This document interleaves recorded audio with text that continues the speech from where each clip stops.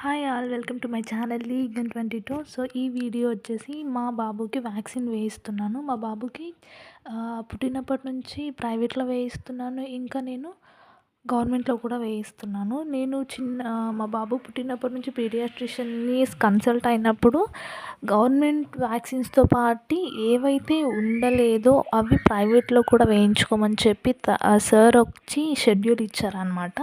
ఏ మంత్లో ఏ ఏ వ్యాక్సిన్ వేయించుకోవాలి అని చెప్పి. ఇంకా నేను మా వారు ఇంకా మా బాబు కలిసి హాస్పిటల్కి అయితే వెళ్ళిపోయాము. డాక్టర్ రావడానికి ఇంకా 1/2 అవర్ ఉందంటే మా వాడు చూడండి అటు సైడు ఇటు సైడు తిరిగి ఫుల్ గోల గోల. వన్స్ ఇంకా రూమ్లోకి వెళ్ళామంటే ఇంకా 7-10 మామూలే కదా.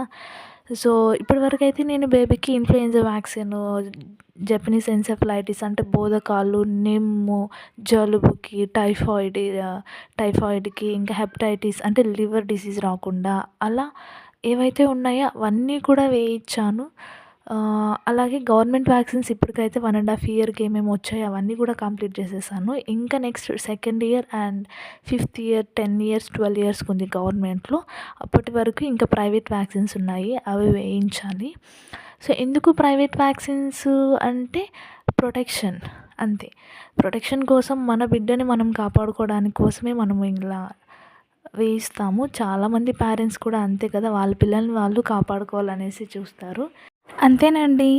వీడియో కనుక నచ్చితే లైక్ చేయండి, ఇంకా సబ్స్క్రైబ్ చేసుకోండి. Thank you for watching.